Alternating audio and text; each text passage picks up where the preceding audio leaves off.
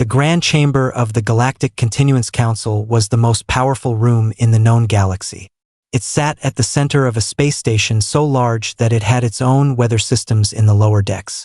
47 species had seats here. 47 flags hung from the curved ceiling above the main floor. Lights of every color blinked from delegate panels. Translators hummed softly in every ear. And on this particular morning, every single eye in that chamber, whether it had 2 pupils or 6, whether it sat on a stalk or behind a shell, was fixed on the small group of humans standing near the entry arch. Juno stood at the front of the human delegation. He was not a tall man. He was not a loud man. He wore a simple dark jacket with a single silver pin on the chest, the seal of Earth's diplomatic service. His hair was going gray at the sides. His hands were clasped behind his back. He had the posture of someone who had been standing in difficult rooms for a very long time and had simply gotten used to it. Behind him stood Yuna, Earth's chief science liaison. She was younger than Juno by about 15 years. With short hair and a small notepad she kept tapping with one finger. She was not nervous. She was watching. She had been watching since they walked in, cataloging every face, every whisper, every small shift in body language around the chamber. She did this everywhere she went. It was simply how she thought. The session had been called 3 weeks earlier. The formal name on the agenda was a censure and review hearing. Everyone knew what it really was. It was a trial, and Earth was the defendant. Ambassador Vareth opened the proceedings. He was the lead delegate of the Keth Dominion, a powerful bloc of 7 species that held significant sway over council votes. He was tall, pale-skinned, with long fingers that he pressed together when he spoke, as if in constant, quiet prayer. He did not look at Juno when he began reading the charges. He looked at the room. The charges were 3. First, humanity had expanded settlements into the Orion buffer zones without council authorization. Second, Earth had repeatedly refused to submit military vessel blueprints for standard council security review. Third, and most seriously, Earth had developed what council intelligence was calling Cascade-class weapons, a category of armament with no known parallel among any of the 47 recognized species. The weapons had never been used, but they existed, and the council had not been told. Other delegates spoke after Vareth. They spoke for hours. Some were angry. Some were careful and measured, wrapping their fear in diplomatic language. A few seemed genuinely sad about what was happening. One small delegate from a species called the Sarathi Collective, an elderly figure named Dean, said nothing at all during the debate. She only watched the humans. Specifically, she watched Juno. Juno said very little during his allotted response time. He did not deny the charges. He did not explain them away. He said that Earth had acted within its rights as a sovereign civilization, that the buffer zone settlements were populated by civilians building homes, and that the weapons program existed for the same reason any species built weapons, because the galaxy was large and not always kind. He said it plainly. He did not raise his voice. When his time ended, he sat down. The vote came in the late afternoon of the station's artificial day cycle. The chamber was very quiet as the numbers were read. 39 species voted in favor of expulsion. 8 abstained. 0 voted in opposition. Earth was to be stripped of its council membership, its trade protections, its recognized territorial boundaries under council law, and its seat in all joint scientific and medical programs. The ruling would take effect in 30 standard days. A formal notice would be transmitted to Earth's government within the hour. The delegate who read the result waited. The whole chamber waited. This was the moment everyone had been quietly anticipating. Not the vote itself, but what came after it. Humanity had a reputation. They were emotional. They were unpredictable. They had a long history of reacting badly to being told they were wrong. Several security officers near the walls shifted their weight slightly. Someone near the back of the gallery leaned forward in their seat. Juno stood up. He reached down and picked up his datapad from the table. He straightened his jacket with one hand. He looked at the chamber. Not at Vareth, not at any particular face, just at the room as a whole, with an expression that was not anger and not grief and not defiance. It was something harder to name, something calm and very, very old. Then he said 7 words. Understood. We will show ourselves out. That was all. He turned toward the exit arch. Yuna fell into step beside him without a word. The rest of the human delegation followed, 2 by 2, in perfect quiet. No one raised their voice. No one slammed a hand on the table. No one made a speech. Their footsteps were the only sound in the chamber as they walked the full length of the floor to the door. The door slid shut behind the last human delegate. The chamber stayed silent for a long time after that. Vareth, who had prepared a short formal statement to deliver following the expected protests, sat with it unread in his hands. One of the junior Keth delegates leaned toward him and said something quietly, but Vareth did not respond. He was still looking at the closed door. Dean, from the Surathi Collective, had not moved from her seat.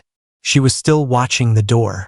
Her expression was the one she wore when she encountered a problem she could not yet solve.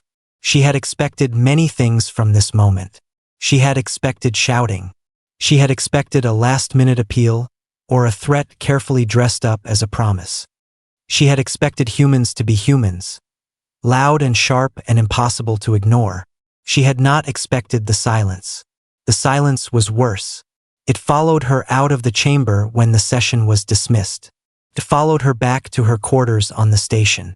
She sat in the dark for a while before turning the lights on, and when she finally did, the first thing she said to her empty room was a question no one was there to answer. What do they already know that we don't? The first thing the council expected was noise.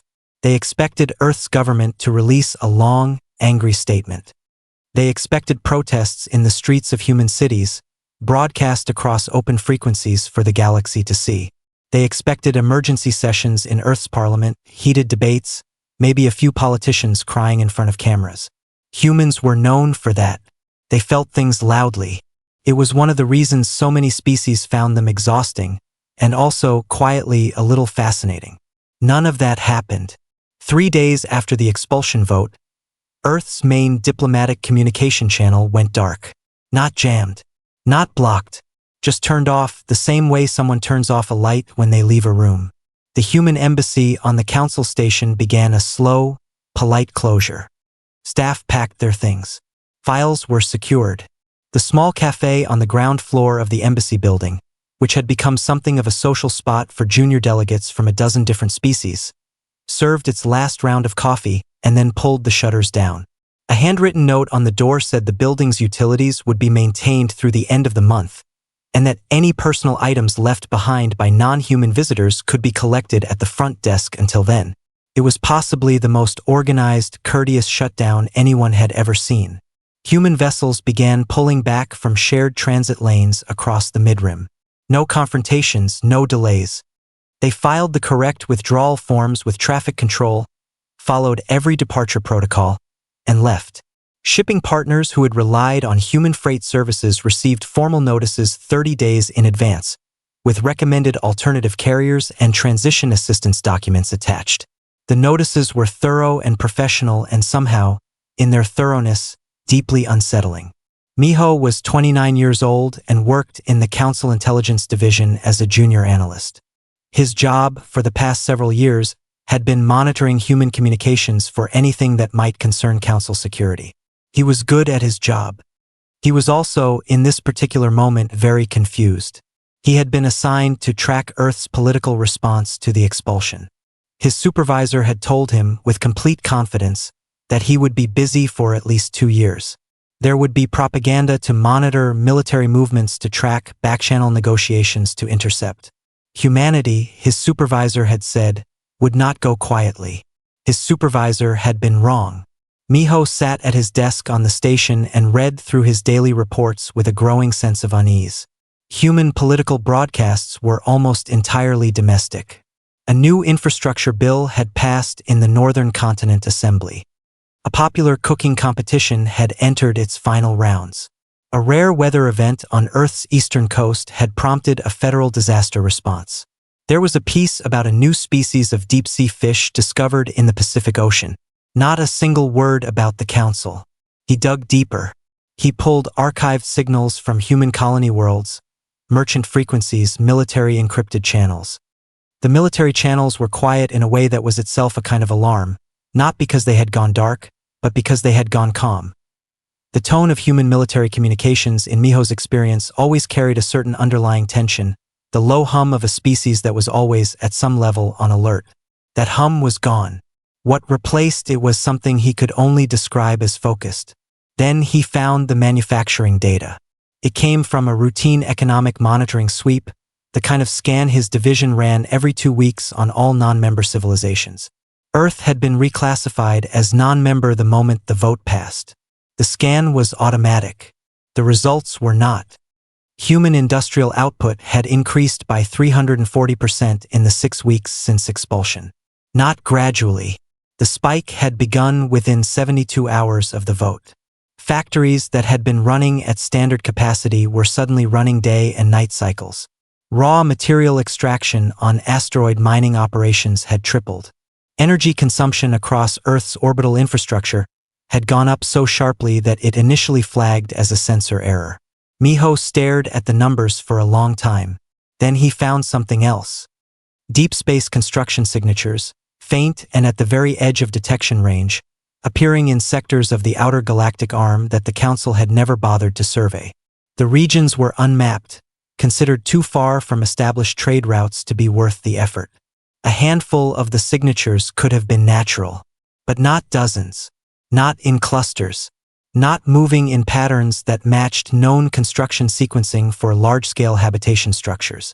He also counted the colony ships. This took him 3 days of cross-referencing departure logs from every human-adjacent transit point in the mid-rim. When he was done, he had logged 41 colony-class vessels departing human space in the past 2 months, all headed outward, all heading in roughly the same direction. 41. Each one capable of carrying between 8 and 12,000 people along with full industrial seed packages. He wrote it all up and submitted the report to his supervisor. His supervisor read it and told him it was economic restructuring. Post-expulsion trade shock was forcing humanity to pursue new resource territories. It was predictable behavior, nothing more. He told Miho to keep watching but not to read too much into the numbers. Miho kept watching. He also kept thinking. Because the thing that was bothering him was not the scale of what humanity was doing. It was the speed. You could not spin up a 300% manufacturing increase in 72 hours unless the plans for doing so already existed. You could not dispatch 41 colony ships in 2 months unless those ships had already been built, already been loaded, and were simply waiting for the signal to go. You could not do any of this as a reaction because reactions took time, and this had taken none. This was not a response to the expulsion. This was something that had been ready and waiting long before the vote was ever called. The expulsion had not caught humanity off guard. The expulsion had been the starting gun for something that humanity had already, quietly, completely prepared for. Miho sat back in his chair and looked at the star map on his screen, at the faint cluster of construction signatures blooming in the dark outer arm like something growing in the deep. He had one thought, and it sat in his chest like a stone. They were never trying to stay. 6 months after the expulsion, the Council began to feel it in places no one had thought to protect. Started small. A species called the Venery, who lived on 3 moons in the mid-rim, reported that their regular supply of medical filtration components had stopped arriving. They had ordered from a human manufacturing partner for 11 years. The parts were precise, reliable, and cheap. No other supplier in the Council network made the same part to the same standard. Finding a replacement took 4 months. During those 4 months, 2 of their water treatment stations ran at reduced capacity. Nobody died, but it was close. A species called the Doroth, traders by nature, found that 6 of their most profitable shipping routes had quietly become unworkable. Not because anyone had blocked them, but because those routes had functioned smoothly for years due to human maintenance crews who serviced the relay beacons along the way. The beacons still worked. They just didn't get fixed when they had problems anymore. Small failures began stacking up. Delays turned into losses. The Doroth filed a complaint with the Council Infrastructure Committee, who looked into the matter and discovered, with some embarrassment, that they had never actually formally documented how much of the Midrim's background logistics had been quietly handled by human contractors simply because human contractors were always the ones who showed up. Ambassador Verith received both reports on the same morning. He read them at his desk with a stillness that his personal aide, who had worked with him for 12 years, recognized as a bad sign. He set both documents face down on his desk and did not pick them up again for the rest of the day. Miho was no longer just watching Earth's broadcast signals. He had quietly expanded his monitoring to include the outer arm construction sites, and what he found there had shifted from troubling to genuinely alarming. The construction signatures he had first detected 2 months ago had multiplied. They were no longer faint. The structures being built were large enough to show up on standard long-range scans, and they were being built fast, faster than anything the Council's own member species could have managed with equivalent resources.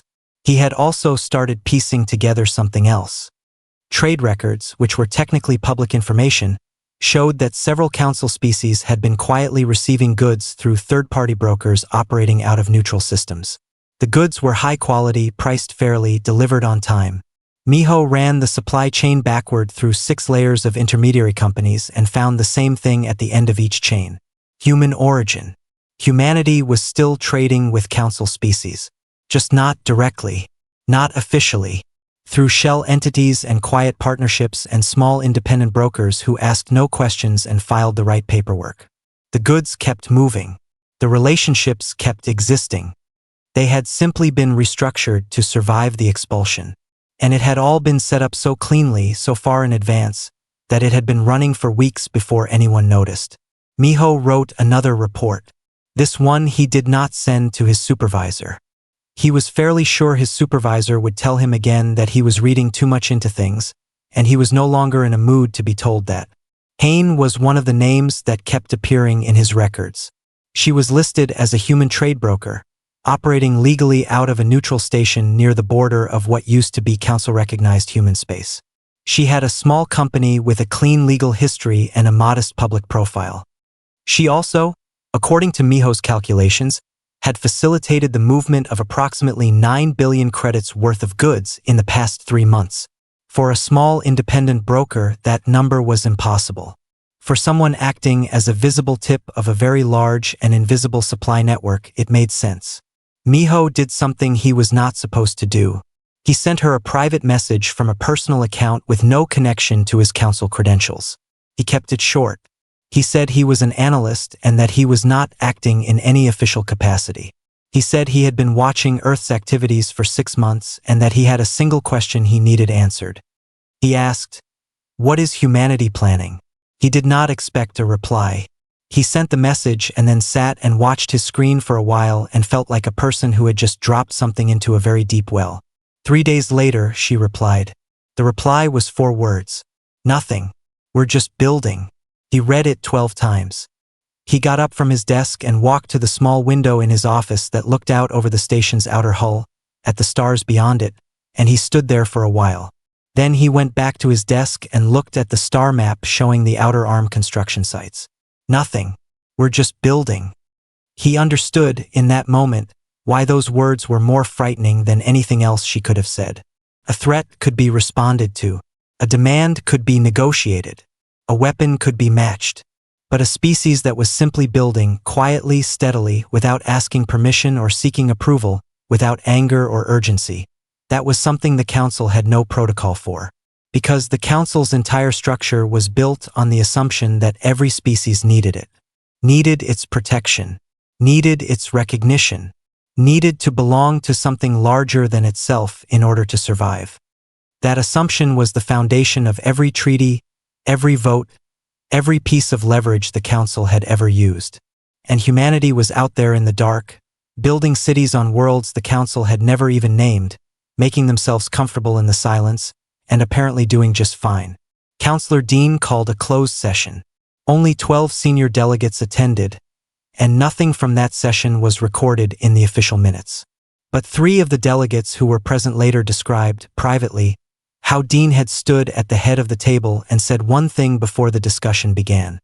She said that the Council had made a decision based on the assumption that removing humanity from the table would make humanity weaker. She asked the room to consider the possibility that they had made the worst miscalculation in the history of the Galactic Continuance Council. The room had no answer. Outside the station, In the dark and unmapped regions of the outer arm, lights that had not existed a year ago burned steadily in the black. Quiet, warm, growing. Counselor Dean had visited 41 worlds in her lifetime.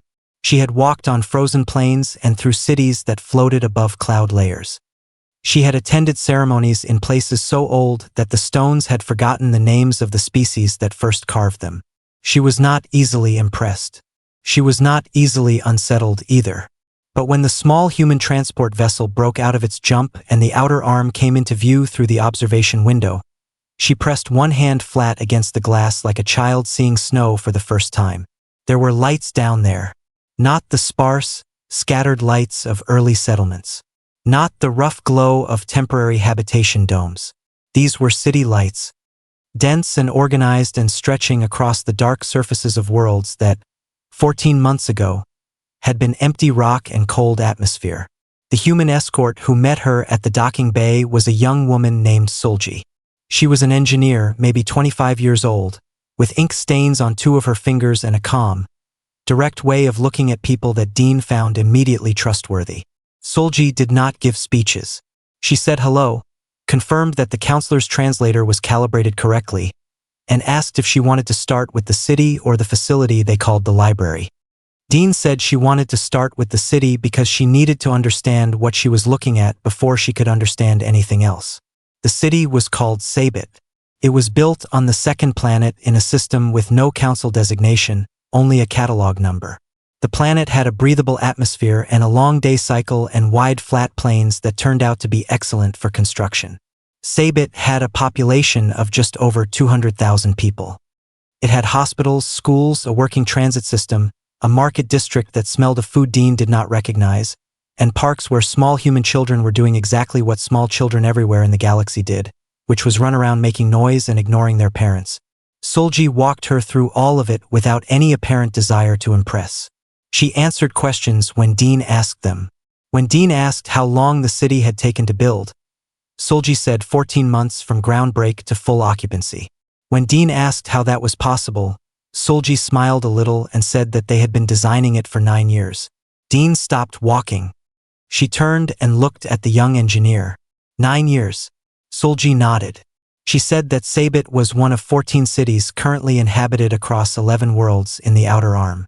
She said that there were 6 more under construction. She said that the total population living outside former council-recognized human space was now approximately 3 million people, with more arriving every week, and that all of them had come willingly, many of them having applied years in advance to be part of the expansion. Dean asked to see Juno.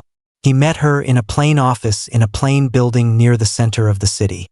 The office had a window that looked out over a wide street where people were going about ordinary things.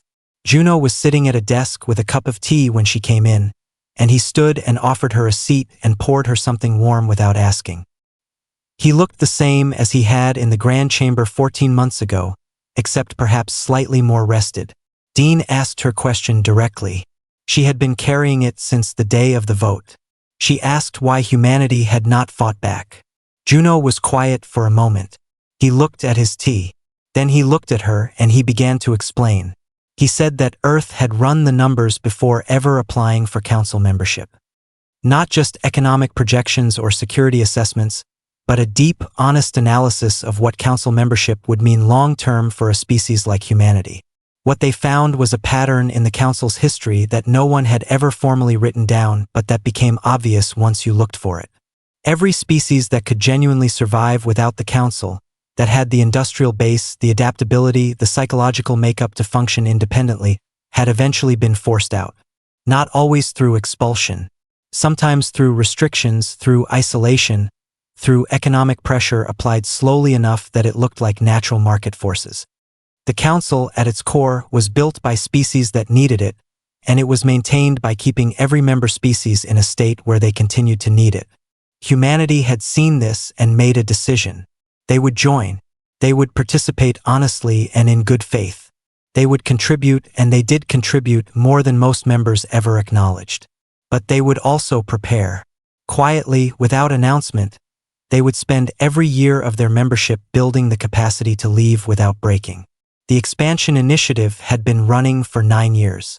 The colony ships had been built and loaded and assigned their cruise years before the vote.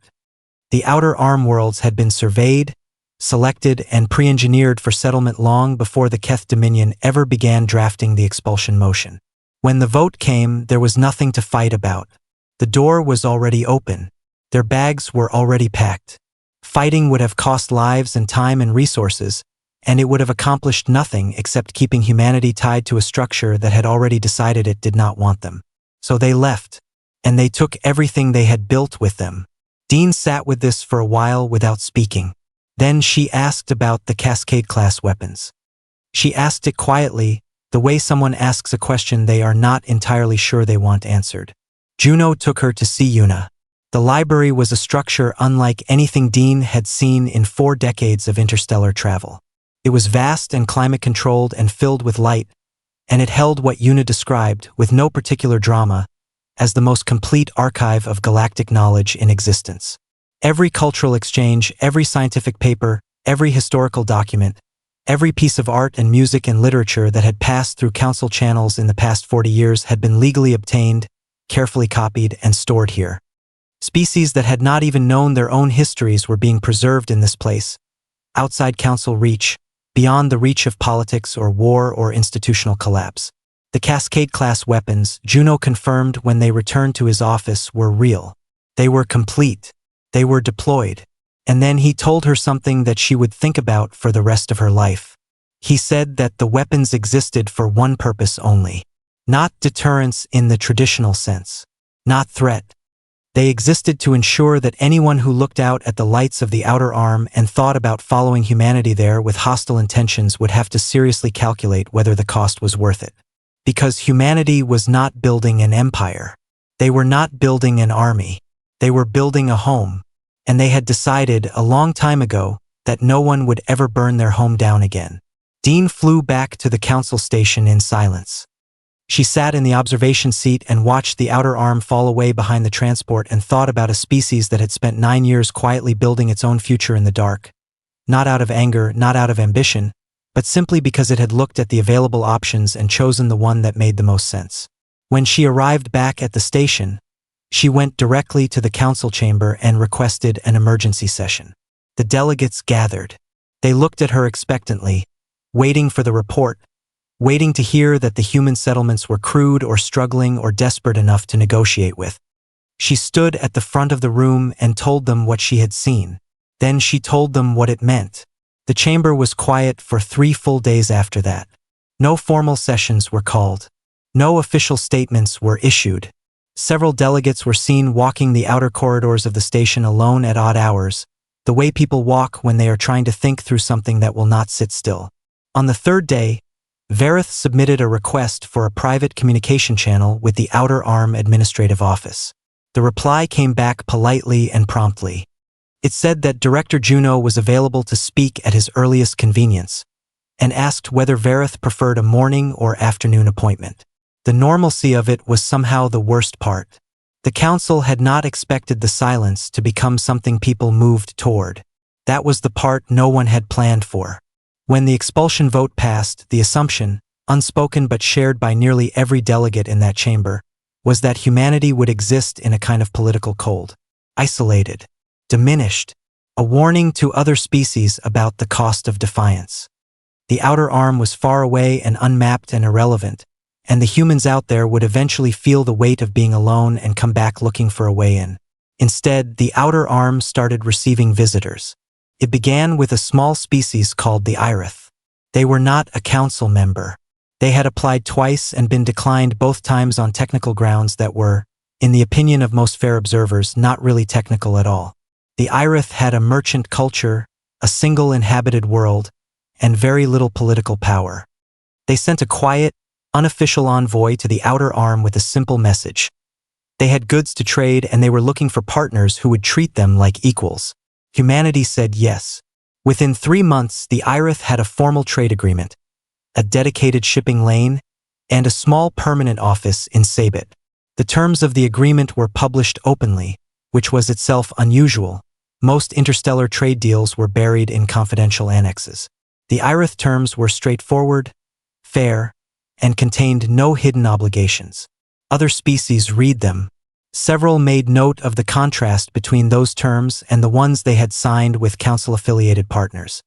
Then came the Marate cluster, for small civilizations that shared a star system and had been operating under a joint trade restriction imposed by the Council 6 years earlier over a territorial dispute that had long since been quietly resolved but never formally lifted. They sent a joint delegation to the Outer Arm. Humanity received them in a meeting hall in Sabit and served them food and listened to their situation without interrupting. 2 weeks later, they had a partnership framework. The trade restriction became irrelevant overnight. Then others came. Slowly at first, then steadily. Species that were tired. Species that were small. Species that had spent years navigating the Council's complicated structure of favors and obligations and had very little to show for it. They came not because humanity was powerful, though the weapons program had certainly been discussed in quiet rooms across the galaxy, but because of something simpler and harder to argue with. Humanity was fair. Not perfectly. Not always, but structurally, deliberately, as a matter of policy. The agreements coming out of the Outer Arm were built on the assumption that both sides had equal standing. There were no senior partners. There were no client relationships dressed up as alliances. There were no quiet understandings about what the smaller party owed in exchange for protection. Just terms, openly written, honestly negotiated, and kept. Miho arrived at Sabit on a transport with no official markings. Carrying one bag and a resignation letter, he had already transmitted to his division supervisor from a station 2 jumps back. He had spent 3 months making the decision and approximately 48 hours actually acting on it once he made it. He walked through the docking bay with the particular look of someone who has just done something irreversible and is not yet sure how they feel about that. A human official met him at the gate, checked his documents, and asked if he had a place to stay. When he said no, she made 2 calls and found him a room in a residential block near the center of the city. She gave him a paper with an address on it and told him to rest and that someone from the Settlement Services office would contact him in the morning. He stood in the middle of the docking bay and looked at the paper in his hand and felt, unexpectedly, like crying. Not from sadness. From something he could not immediately name. He thought about it later, lying on a bed in a clean, quiet room with a window that looked out over a street full of ordinary life, and he decided the feeling was relief. The specific relief of someone who had been waiting a long time to stop pretending that what they were seeing was not what it was. Veritha's call with Juno took place on a Tuesday morning by the Outer Arm's local calendar. It lasted 1 hour and 40 minutes. No recording was made, but Veritha's aide, who was present throughout, later described the ambassador's expression during the call as that of a man realizing he had arrived very late to a situation he had personally caused. Juno was courteous throughout. He listened to the proposal for readmission talks without interruption. He asked 2 clarifying questions. Then he explained, in the same plain and unhurried way he explained everything, that the Outer Compact, which was what the growing association of Outer Arm partners had begun calling themselves, was not designed as a replacement for the Council and had no interest in being one. It was a different kind of thing entirely. It did not have a membership hierarchy. It did not have a security council or a dominant bloc or a mechanism for expelling its partners. It had agreements and shared infrastructure and an open-door policy for any civilization willing to operate under terms that treated everyone at the table as an equal. There was, Juno said, no process for the Keth Dominion to join. Because there was no process for anyone to join. You simply came and you agreed to the terms and you became part of it. The Keth Dominion was welcome to do that whenever they chose. Verith ended the call shortly after that. His aide said he sat at his desk for a long time without moving. The founding address of the Outer Compact was delivered by Sulji, the young engineer who had walked Counselor Dean through the streets of Sabit months earlier. No one was entirely sure how she had ended up being chosen for the role. When asked, she said that Juno had told her she had a way of explaining things that made people feel steady, and that was what the moment needed. She stood on a wide platform in an open square in Sabit. Behind her was a skyline that had not existed 2 years ago. In front of her was a crowd of people from 17 different species, standing together in a square on a world that had no name a year and a half ago, on a planet the Council had never surveyed, in a part of the galaxy that everyone had agreed was too far away to matter. She did not give a long speech. She read the founding charter, which was short. It said that every civilization present had the right to exist, the right to grow, and the right to make agreements with others on equal terms. It said that the Outer Compact would not tell its partners how to govern themselves, would not require military contributions, and would not use trade as a tool of political pressure. It said that the only thing asked of anyone who wished to be part of this was that they extend to others the same basic respect they wanted for themselves. That was it. That was the whole document. In the council chamber, the session that had been called to discuss the founding of the Outer Compact ran for 6 hours. Delegate after delegate spoke. There were arguments about legality, about territorial precedent, about the long-term implications for council authority. The debate was loud and complicated and went in several directions at once. Near the end of the session, a junior delegate from a small species near the inner rim, a young official on his first assignment, who had not yet learned to be careful about what he said in open session, leaned toward the senior delegate beside him and said something that was picked up by the open microphone in front of them. He said quietly but clearly, "They didn't fight because they didn't need to. They just waited for us to lose them." The senior delegate did not respond. Several other delegates nearby heard it and said nothing. The official transcript of the session recorded it without comment, and no one moved to have it struck from the record. Because no one in the room disagreed. Outside, in a part of the galaxy that used to be empty, the lights of the outer arm burned on. Steady and warm and growing, the way things grow when they are simply allowed to, without permission, without approval, without anyone's help at all. 17 species stood in a square on a world with no old name and watched a young woman with ink-stained fingers read 7 sentences that were going to change everything. And it was quiet. And the quiet, this time, was not frightening at all.